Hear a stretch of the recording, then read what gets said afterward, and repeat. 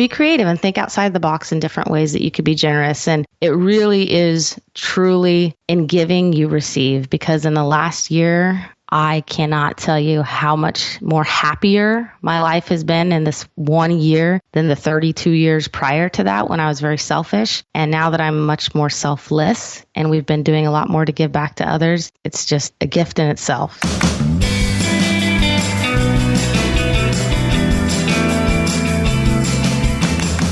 Welcome to Starve the Doubts. I'm your host, Jared Easley, and joining us as always from Maui, Hawaii is our official co-host. It's bright and early there. Good morning, Kimanzi Constable. Aloha, Jared. It is bright and early, but today's guest had me so excited. I didn't sleep at all last night. Like, I was that excited.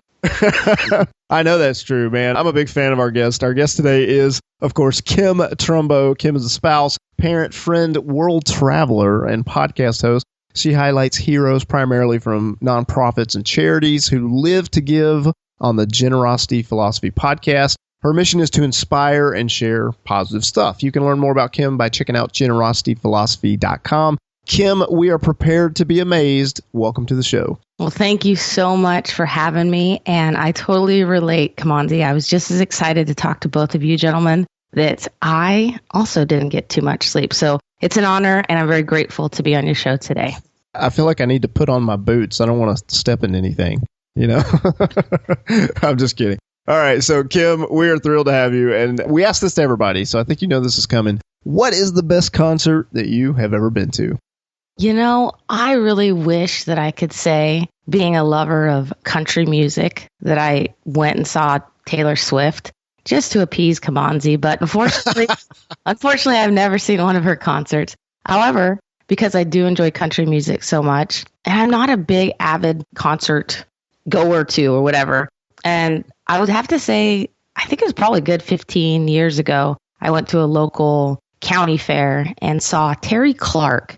She's a bit of an old school woman country singer, but I was in the front row and it was just a really neat experience. I love her music. And yeah, that would have been my favorite concert I've been to.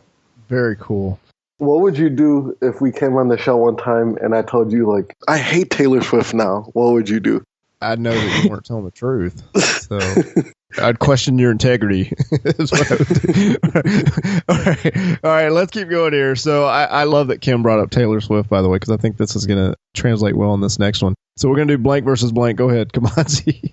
So Taylor Swift, Kim, blank versus blank. Shake It Off, Taylor Swift versus Shake the World, Gandhi. Oh, wow. Oh, I have to decide. I'm kind of a Taylor Swift fan as well. So yes. Gandhi doesn't stand a chance. Oh, obviously I'd have to go with Gandhi, and it's about shaking the world up and, you know, promoting love and kindness and generosity. So sorry, Taylor. Oh man. Yeah, she's going to have to shake that one off for sure. All right. So Kim, finish this sentence. If you ever drastically change your hair. In the sense of having it be very long to becoming very short, please donate it to an organization that'll use it for a good cause like I did. Awesome. We did that with my daughter's hair. We cut her hair and we did a donation. So who did you donate your hair to? You know, a couple people have asked me that. And although the intention was Locks of Love, I heard about a lot of controversy about that organization. And so to avoid that, I went through some place in Utah that helps donate for the similar type of cause, but it was a much smaller organization, and I can't even remember the name of it. I just remember having that braid and putting it in an envelope and off it went. I should probably look that up, but. Well, we did not know the controversy as you described. We did hear about it later, but we did donate Lana's hair to Locks of Love. However, if we knew what we know now, we probably would have done some research about Utah. But yeah, that's a good point. Yeah, if you got long hair and you're going to cut it short, go ahead and donate it. I think that's good advice. Yeah. So, Kim, let's do some true or false now. It's going to be a true or false question, but give us like a little quick podcaster soundbite after you answer this, okay? Okay. So, you must be rich in order to be generous. You must be rich in order to be generous. Well, of course not. And I'm not sure what you mean by podcaster soundbite, but like maybe like a wah. No, that's not accurate. You can be generous in many ways. So that is false.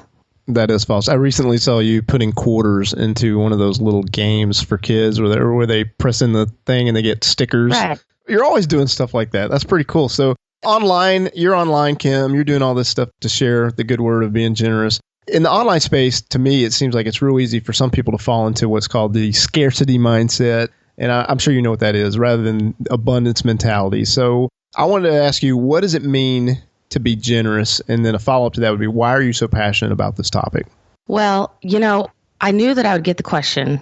In fact, surprisingly, it wasn't until about 50-something episodes in recording Generosity Philosophy podcast. At the end of each of my shows, I asked people what their generosity philosophy is. And finally, someone turned around and asked me that. And I thought, oh boy, I might get asked that. So I need to come up with something to answer that question. So if it's okay with you gentlemen, what generosity means to me, I've condensed it to a little bit of a poem that I'd love to read. Oh, we love poetry. Yes. Hey, here we go. Kimanzi may do an interpretive dance during this, by the way. So. I don't know about the dance, but somebody did one time ask me to sing. Well, I won't rap it. I'll just read it if that's okay. We could beatbox if it'll help. Okay, go ahead. You do have a good beatbox.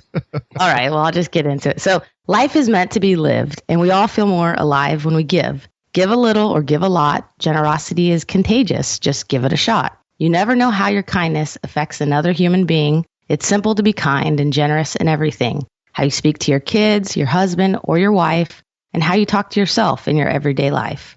No amount of giving can ever be too small. Let's all give a little more and stand up tall. Tall like a tree with roots firm in the ground. Generosity is a lifeline to spread love around. So that's a condensed version of what I think of generosity. And essentially, anyone could do it. Yeah, I post videos and things like that on the internet. Mostly it's because I just hope people see how easy was that for me to take a couple bucks worth of quarters and make some kid's day. And I wish I was creative and could say, yeah, thank you. Pat myself on the back. That was a great idea. But I totally ripped that idea off. I saw some women do that on YouTube and thought, oh my goodness, that's a great idea. And just like they inspired me, I hope by posting videos like that, it inspires other people to see how easy it is that you can just go out in your community and you don't have to be rich and you can help give back and make people's days a little brighter. What got me into this, though, I think was your second question, Jared. Yes, let's cover that. But I'm also interested in why you're so passionate about it. Yeah. Well, I'm so passionate about it because I grew up most of my life. These days, after 30, I forget how old I am some days. I think it's 33. And up until I started the Generosity Philosophy podcast, I've been a pretty selfish person. And unfortunately, it was a tragedy in my family. In December of 2012, my younger brother, who was only 27 years old at the time, passed away. And that shook me up, as it probably does a lot of people who lose people who are close to them.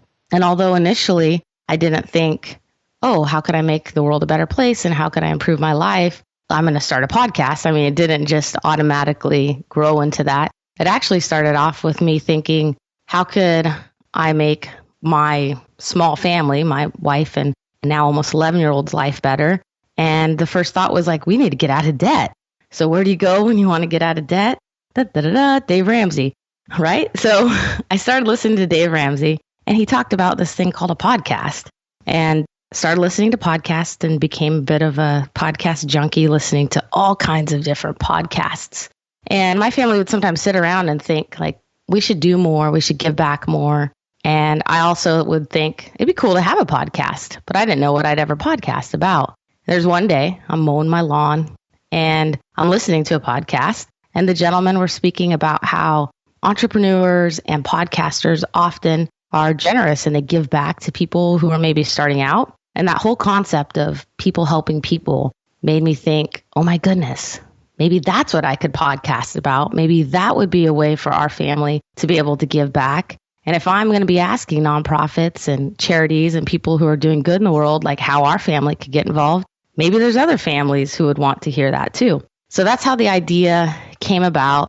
I'm passionate about it because after the loss of my brother, it's kind of a cliche to say, but life is short. And I do believe that in whatever little ways we can love one another and make this world a better place, why not? So that's the very somewhat short version of a long story. I love the poem. Yeah, Kim, when you were doing that, after you were done doing that poem, Kim, did you feel like just dropping the mic? No, I was hoping that Jared was going to start beatboxing and I could just do it. Oh, well, yeah, maybe we should rewind. No. No, I love your poem, Kim. It doesn't need beatboxing. That was very good. Kim, you recently completed a 12 Days of Giving campaign. What is the 12 Days of Giving campaign, and could you share some of the results? Oh, sure. Well, you know how Ellen, I love Ellen DeGeneres does a 12 Days of Giving on her show, and there's a lot of different people who do 12 days of something or another. Well, leading up to Christmas, my wife and partner and I were thinking about what can we do for generosity philosophy to represent, well, generosity and the 12 days. And I cannot take the credit. Her name's Heather. Heather came up with this idea that there's that song of, I'm not going to sing, but, the partridge in a pear tree. And maybe we could come up with a song, but instead of, on the first day of giving, blah, blah, blah, blah, blah, blah, it would be to whomever we go and give something to. And so it was things as small as giving. We went to Target one day and bought a couple of $10 nutcrackers for, a decoration and gave it to some unsuspecting kind ladies as we were walking out who were like, huh, why do you want to give us these nutcrackers? I said, oh, just to spread generosity. Have a great day.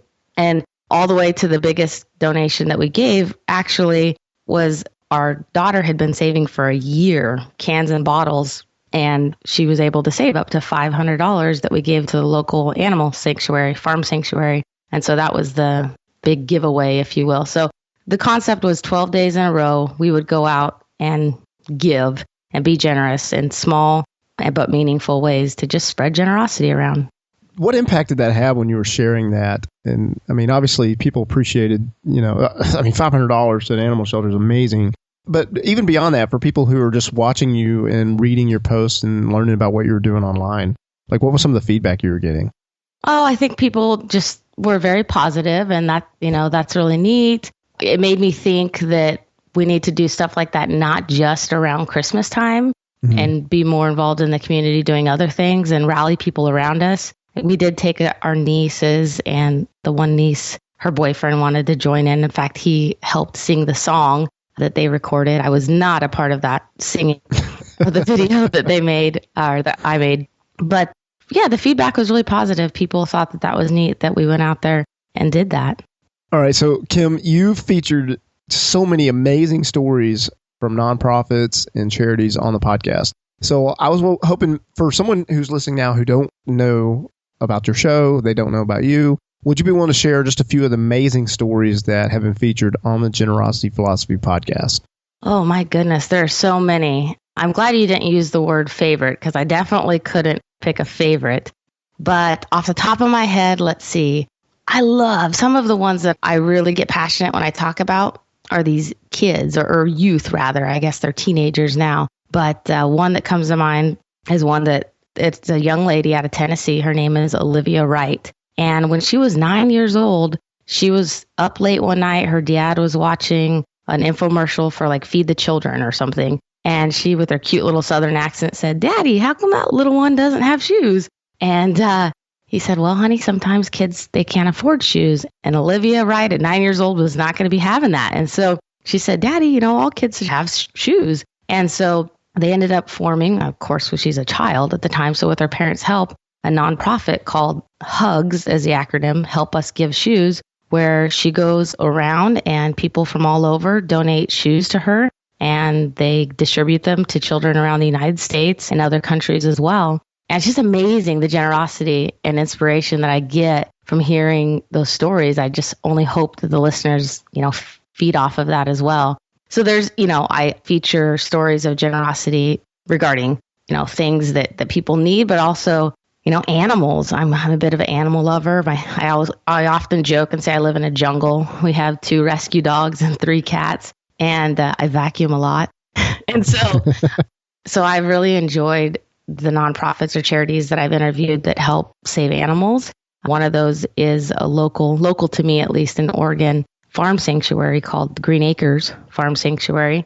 And I guess that comes to mind because when I was new at this, Jared and Kimanzi, I didn't know a bunch of nonprofits or charities. Like I said, I was pretty selfish. I wasn't worried about, people who are out there doing good. So I didn't know who I'd interview.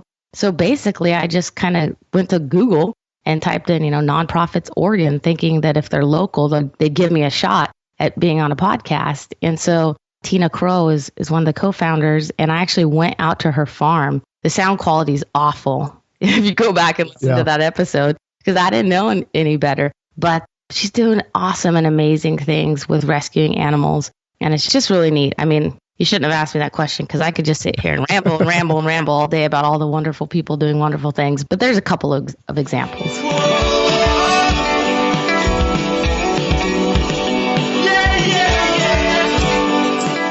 Well, I think you have a great show, and I think people should definitely check that out to be encouraged and inspired to hear those stories, because it does.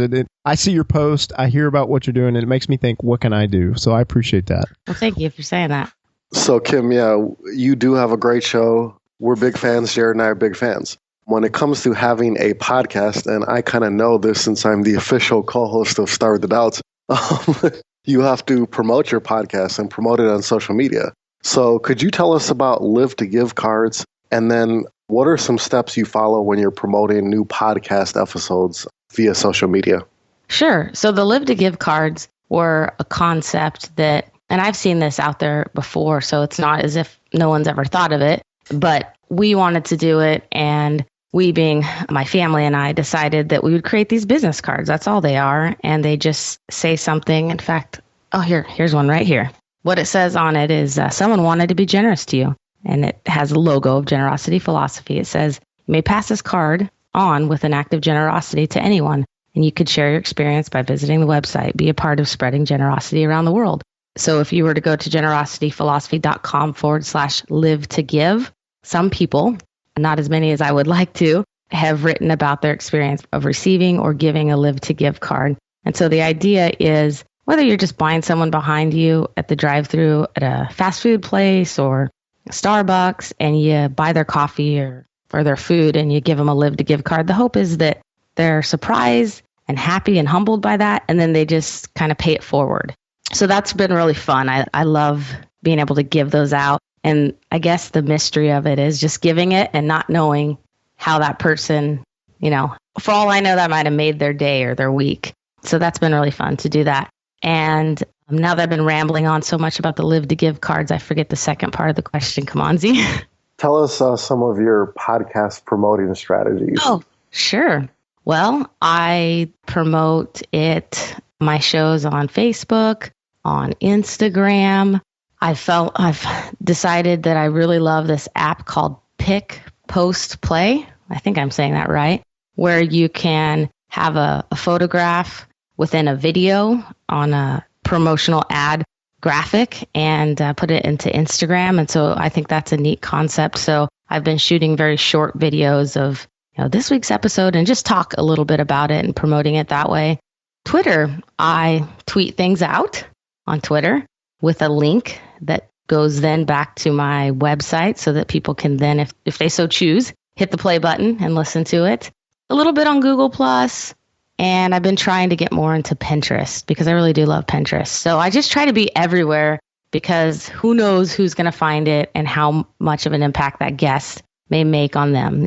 They may listen to it and live in Australia and not have a desire to help the specific nonprofit that I'm interviewing, but maybe they were touched by the story. And if the story was, say, in regards to an animal rescue, maybe they're then going to go volunteer at their local animal rescue. So that's my hope for why I try to just get it out there everywhere on social media and have no shame to plugging the guests.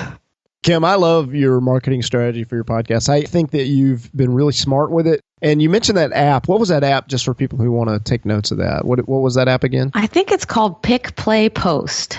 Pick, Play, Post. And basically that allows you to record a video on top of a graphic, or did I misunderstand that? Yeah. So how you see sometimes a graphic that's like a collage? Yes. Essentially, the collage may have, let's say, let's imagine a box, a square, and it's divided equally into 4 sections. Well, the top left may be a video of you introducing what the guest does, a little bit about the podcast. One of the 4 quadrants, if you will, may be your logo. And then, you could put whatever in the other 2. But it's neat because you could put video in there along with photographs. And it is called Pick, Play, Post. I love it. I really think you're very strategic with the way you're marketing your show. And I think it's good for anyone who's listening who's a fellow podcaster, go check out, at a bare minimum, just check out how Kim is promoting what she's doing in a way that's not spammy or over the top. I'm just kind of spreading the word out there. I love your strategy there. Okay, so Kim, I got to bring this up because this is something that happened recently. You confessed, let me see the right way to say this. That's fine. You confessed a strategy that you implemented in the past that you realized later on was not necessarily something you wanted to use moving forward. And there are people who are listening to this show who said, man, I've made decisions in the past where I've had to come back and be like, man, that wasn't the best way to do that, or that wasn't something I think I want to do moving forward. And we're not necessarily going to say it was a mistake. It was just a learning experience. Mm-hmm. So would you be willing just to talk a little bit about this particular instance of something you tried that you realized wasn't for you, and then kind of admitting that for some people who didn't necessarily like that particular strategy? And I think that was very courageous. So I want to hear you, if you're willing, just to share briefly about that story, because I think it'll be hopefully encouraging to someone who's listening.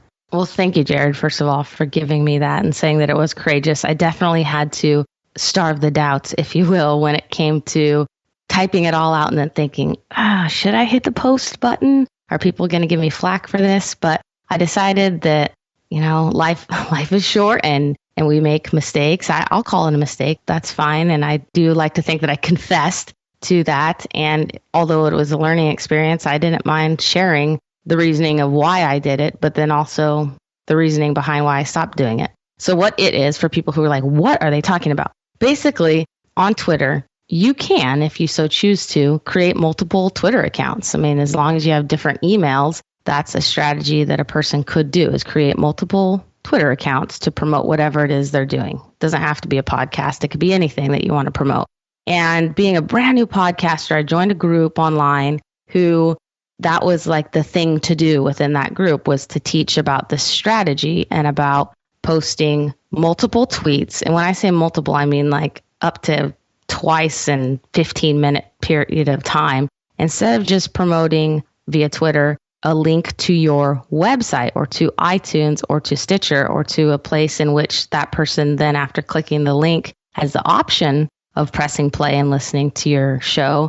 Just by means of clicking the link, counted as a quote unquote download in your numbers because it was a direct link to your show. So somebody who's on Twitter and they look up the hashtag generosity, they may have found a year ago one of my tweets for one of my episodes. And just by clicking that link, all of a sudden an episode would start playing. And I decided, after thousands and thousands of downloads, hundreds of thousands at that, maybe I need to try this and see what my numbers would be if I turn off the software that's generating all these multiple tweets on multiple accounts and just see what my true numbers would be. And wow, wah, wah, wah, or whatever that sound is from, Price is Right. I was snapped back into reality and realized that my audience is not as big as I thought, with the Twitter bots, if you will, going off. And I was okay with that. I realized, I'd rather have real numbers, a small audience, than just to look good on social media, use that strategy. So I stopped doing it. And if people continue to do that, to each their own. I'm not saying that I'm not here to judge people. But for me, I decided to stop doing it. And yeah, personally, I'm glad that people realize that it's happening. And yeah, that's all.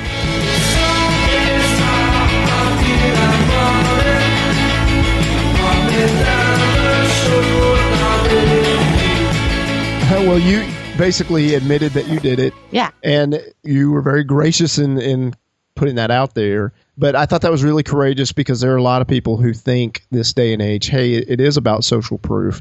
It is about numbers, if you will. And if the numbers aren't there, then that is a reflection on the impact of your message. So for you, Kim, to stand up and say, hey, it's not about the numbers, it really is about the message. And if that's 2 people or if that's 2,000 people, whatever it is, this is the message. And that was just such a bold thing to say. It's something that people need to hear, because it is so easy to get sucked into numbers and what people think. And so I'm really proud of you, for just being willing to really take that stand. And I know that wasn't for everyone, but I just thought that was really cool of you to do that. And I think there's people that need to hear that. So I appreciate that. Well, I appreciate you saying that. Thanks, Jared.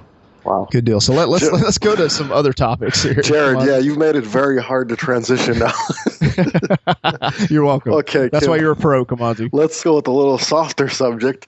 I heard a rumor, and it's not a rumor, this is more rhetorical, but Kim, I heard a rumor that you're planning to write a children's book. Tell us about that. Yeah, I've joined this wonderful group. I think that the two gentlemen that are heading it up are this guy named Jimmy Burgess, and some guy from Hawaii, like Kimanzi Constable or something. Yeah. I'm only joking. You guys, Kimanzi and Jimmy have put together this awesome class, a self-publishing academy, and I'm very honored and excited to be a part of it. I, since starting Generosity Philosophy, knew that, going back to the numbers, Jared, my whole thing was I would rather impact and help 1 million people be more generous and make $100 than make $1 million and only help 100 people. And that's just me, that, money's not as important as, a movement and helping inspire people. And so it was never this idea of, I think of the guy from Homer Simpson, what's his name? This greedy with his little fingers. Help me out. Oh, the boss? Is that who you're talking about? The guy. Yeah, I can't think of his name. I know who you're talking about. Skinner's? I don't know. People listening to this know who I'm talking about. Right. It was never about, trying to get rich, but I always thought that I'd like to monetize it in some way in the future because I would like to do it full time. And without bringing sponsors on, the idea was perhaps in the future I could write a book. And I've never been a huge avid writer. I'm trying to change that. But I've always loved, when I was a child, like Dr. Seuss books that are whimsical and they rhyme and they're fun. But I wanted to put a positive spin on it with, positive moral characteristics for children. And so this first book that I'm writing, and thank you for asking me about it, Kimanzi, is called George the Generous Giraffe. And so it's a small children's book, and the storyline will rhyme. And it's about a giraffe named George who is generous. And of course, there's a bit of controversy. There's got to be a climax, but everything is happily ever after at the end. And it's just one book of many, because I plan to do a whole series of positive characteristics and animals who help encourage children to be generous and loving and kind and brave and things like that. Those adjectives that describe great, wonderful people that we hope our little people grow up to be one day. Very cool. I look forward to reading that. Kim, are you doing illustrations for that? Oh, I love photography, and I'd like to toot my own horn and say that I'm a pretty good photographer. However, drawing, no way, Jose. I cannot draw no. So I'm going to have to hire. In fact, I'm working with somebody that I found through Odesk to illustrate the book for me. So I'm just writing the story, and I'll have an illustrator to do the illustrations. Brilliant. All right, so we're going to start to wrap up here, Kim. Who is doing something that interests you? Oh, so many people. I'm going to have to give a shout out, though, to my friend Eric Tivers. Eric is a gentleman who has a podcast called ADHD Rewired. I'm not sure if either of you have heard of that. It has nothing to do with my niche or niche. However, as a person who has ADHD, I've really been drawn into Eric's podcast and his Facebook community. And it's just that he's done a fantastic job of bringing people together in a community-like setting of, hey, we all struggle with this thing called ADD, ADHD, but we're here to help each other out. And I think it's really remarkable what he's done in the last year with that podcast. And so shout out to Eric Tivers. Kim, what is the best place for listeners to stay connected with you online? I would just say that you can visit me at generosityphilosophy.com. I have at the very top right all of those social media links to find me at Instagram, for whatever reason. I think it's just because I am visual and love photography. I've been on a lot more than some other forms of social media. But yeah, thanks for asking that. Generosityphilosophy.com is my website. And Kim, do you have any final thoughts for the listeners? I would just say that, part of that poem I read at the beginning is that, you could give a little or you can give a lot. And whether that's just walking down the street and smiling at someone or offering to help your neighbor take out their garbage or mow their lawn. There's so many ways that we can be generous that we don't have to have a lot of money. You can use your time or your talents or skills as well, not just feeling like you have to have a lot of cash in order to give back to people. And so my final thoughts would be to encourage people to be creative and think outside the box in different ways that you could be generous. And it really is truly in giving you receive, because in the last year, I cannot tell you how much more happier my life has been in this 1 year than the 32 years prior to that, when I was very selfish. And now that I'm much more selfless and we've been doing a lot more to give back to others, it's just a gift in itself. So, well, Kim, I can say, and I have said, I've watched you now for a while, and every time I see what you post or every time I hear about what you're working on, it makes me think, what am I not doing? What am I missing? And I appreciate that gift that you've given me each time that I've thought that way. And it compels me to do little things like you said, smile or do something nice for someone online. And I hope that will be something that people consider who listen to this. So, Kim, we really appreciate you taking time to talk with us today. Thanks. Thank you so much.